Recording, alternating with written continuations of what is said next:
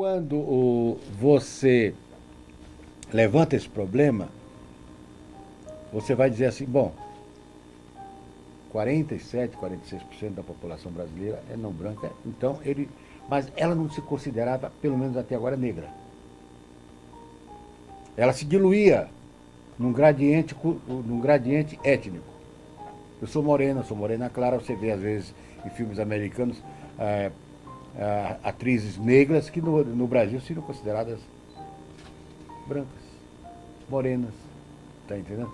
Então, aí, como o português conseguiu isto, porque como era uma nação pequena, não poderia dominar um subcontinente através da segregação como nos Estados Unidos, né? Ele criou isso. Então se diz que o português foi um colonizador benigno, por isso que foi não. Foi uma estratégia de dominação, mais nada. Tá? Então eu acho que quando nós vamos discutir agora esse problema, vamos ver assim, vamos dizer, o problema das cotas que foi aprovado agora nas universidades. Quem vai se apresentar como negro nas universidades? Quem antes dizia que não era. Por quê? Porque o mais branqueado dizia. Por exemplo, nos Estados Unidos não tem mulato. Aqui, o cara dizia, você disse assim, você é negro? Não, não sou negro, eu sou mulato. O mulato, para eles, já é um status étnico que o separa da comunidade negra, na verdade, da grande massa negra que você vê que está praticamente sendo dizimada no Brasil. Não é? Então, aí, vamos ver, possivelmente, haja esta proposta assim, de cotas, haja também, por outro lado, não sei até quando isso vai acontecer, possa acontecer, uma autoafirmação de que antes não se julgava negro.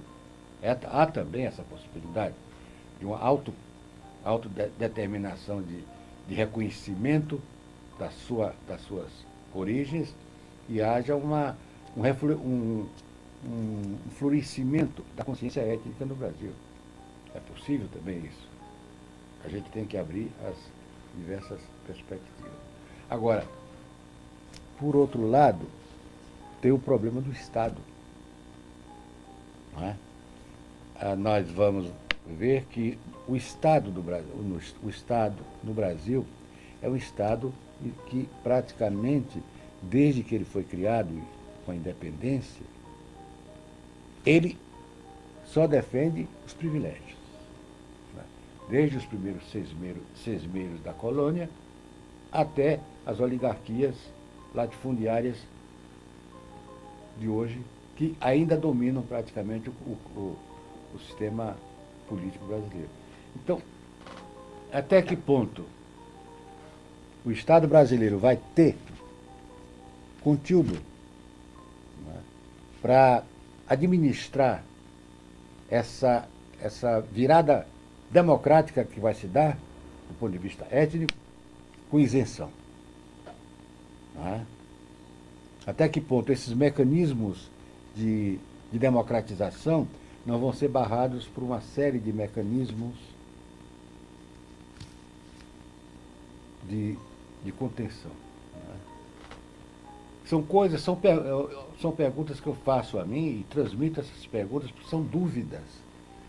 No momento em que a gente está numa encruzilhada violentíssima no mundo inteiro, as forças racistas estão praticamente em ofensiva na Europa, no Brasil.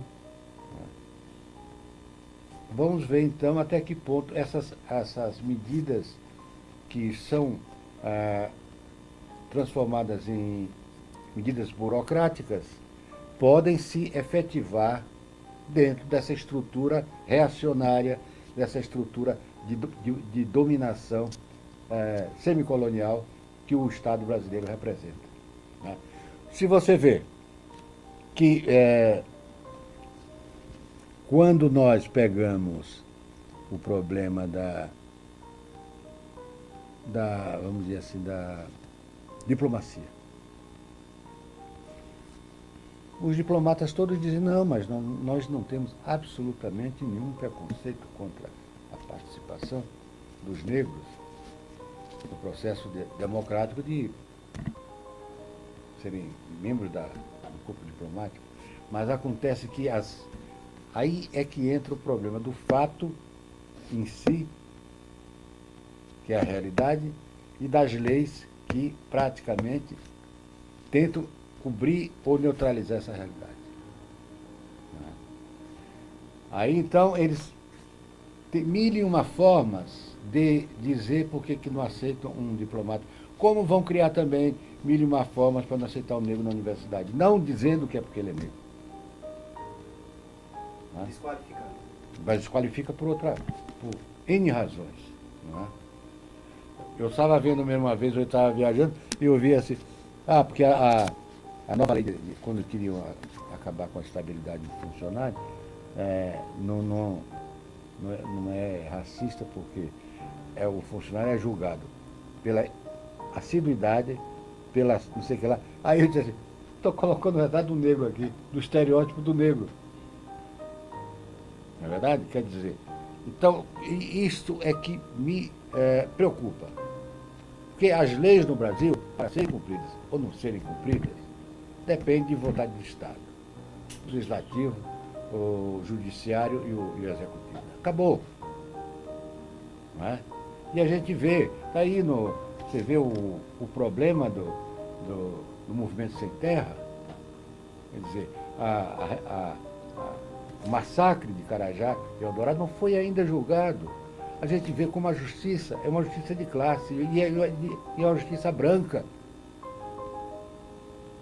Entendeu? Embora tenha negros nela. Pelo contrário. Você vê o seguinte, a maioria dos capitães do mato eram negros. Ou então mulatos, que eram negros também. Do nosso ponto de vista, seriam negros. Aqueles que batiam nos escravos no Pelourinho também. E muitos eram recrutados como escravos.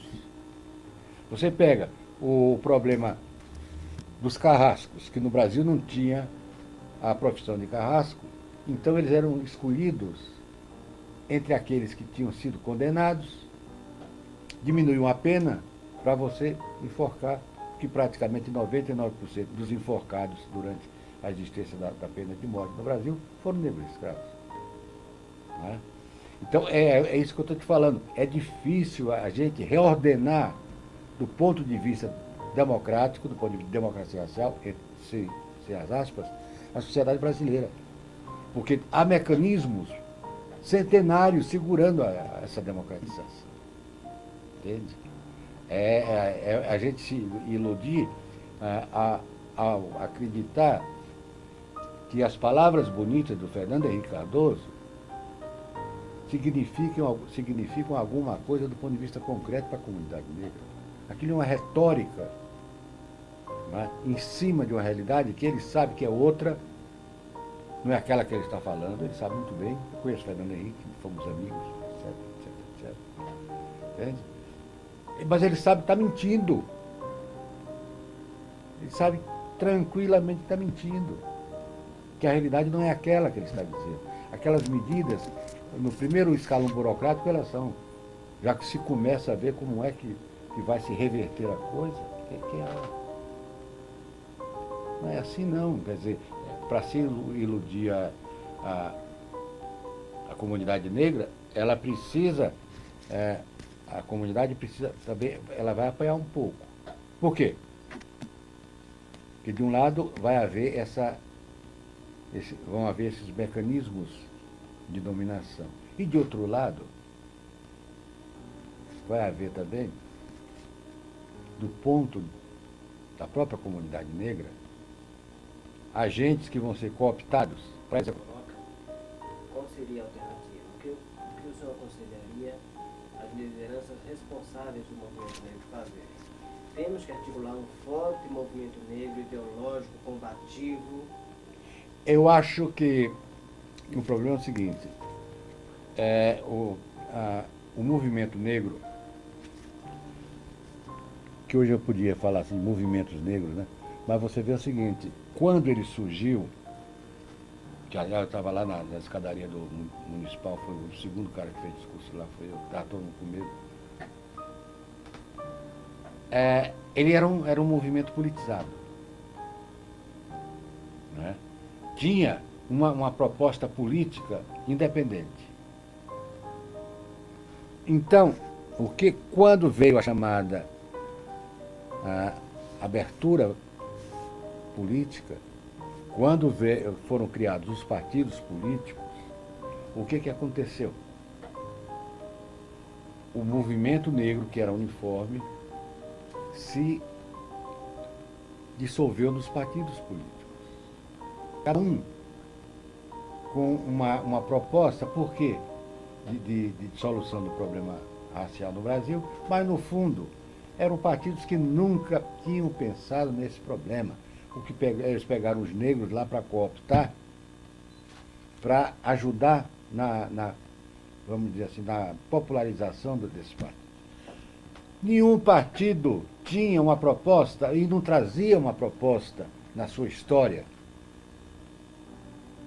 né, que justificasse os negros entrarem nesse partido. Entraram por quê? Porque era exatamente a ala oportunista. Resultado, hoje, há negros discutindo com negros, eu conheço muito bem essas coisas, e às vezes até de uma forma caluniosa. Quando chegam as eleições, assim, discutir de negão aí para participar da chapa, eles brigam, mas é um negócio assim que mas não tem sentido. Agora eu pergunto, formar um partido negro? Não sei, acho que também não. Exatamente por isso, porque os negros, a grande população negra no Brasil, não se auto-identifica como negro. Entende? Porque se nós tivéssemos possibilidade de formar um partido, não um partido negro, mas um partido assim, vamos dizer, das etnias oprimidas, das raças oprimidas, para usar um termo que não é muito, mas vamos usar. Então, aí havia a possibilidade de um deslocamento dos polos de poder. Mas como isso não é possível, e também nós não podemos viver de utopias, porque as utopias só são válidas quando são realizáveis, então deixam de ser utopias. Então eu acho o seguinte, é um problema para nós estudarmos, para nós ainda termos uma visão assim de dúvidas. A Igreja Católica entra no processo de diferenciação e decadência a partir do Paulo João 23. E, por outro lado, as religiões evangélicas passam a representar um país, que são os Estados Unidos, que querem praticamente o domínio do mundo. Ora, neste contexto, muda-se completamente a visão crítica dessas igrejas, que durante o Império, eles vinham aqui como missionários, mas pregando exatamente o abolicionismo e pregando outras coisas, eles se transformam exatamente naquele mecanismo estratégico que divide praticamente a população brasileira através das religiões. E qual é a religião que eles querem destruir porque representa praticamente a grande massa do povo brasileiro? As religiões afro-brasileiras. Por preconceito de raça, por preconceito ideológico e também por interesses de organizar essa população na base dos seus interesses. Está entendendo? Resultado, essas igrejas evangélicas cresceram de uma forma violenta, cresceram de uma forma que ninguém explica, e hoje praticamente estão, de um lado, neutralizando vamos dizer assim, o lado progressista da Igreja Católica, não é? E de outro lado, servindo como anteparo às reivindicações do neoliberalismo. Por quê? Essas igrejas agora pregam que você deve fazer o quê? Você deve ser eficiente. Você deve lutar para a sua vitória pessoal. Não é verdade? Quer dizer, é exatamente a filosofia do neoliberalismo. Você tem que ser compensado aqui nessa terra. Você tem que ser eficiente. Né? Você tem que prosperar por isso, isso, isso, isso. Quer dizer, então essa filosofia cria em você uma visão individualista do mundo. E com essa visão que separa você do outro, separa você que você não olha mais o sindicato como um instrumento coletivo, porque você tem que resolver o seu problema pessoalmente. Né? Você não vê as instituições assim da sociedade como instituições que podem socializar a população para resolver problemas concretos. Não, você tem que resolver o seu problema porque você é aquela pessoa que tem, do ponto de vista, você conversa diretamente com Deus, então você tem todas as condições de resolver esse problema. Então você vira um egoísta. Você não quer compactuar com ninguém a parte do seu sucesso. Então as igrejas, isso de um lado. De outro lado, a alienação desse pessoal, né, que são pessoas de sociedades, porque a diferença entre essas igrejas nos Estados Unidos e no Brasil, de sociedades carentes, frustradas, desesperadas, angustiadas. Tá? E com isto, esse pessoal se joga nos braços daquele primeiro que prega uma solução para o seu problema, para a sua saúde, né? Para a sua família. Então, então eles estabelecem como contrapartida, você tem que pagar X lá do que você ganha, e com isso eles fecham o circuito de dominação. Né? E outra coisa, eles têm uma grande visão moderna, entre aspas. A primeira coisa que eles querem são os órgãos de comunicação de massa, não é verdade? Conseguem controlar nos Estados Unidos, aqui no Brasil, e onde eles têm uma visão muito, muito pragmática disso. E com isso eles estão,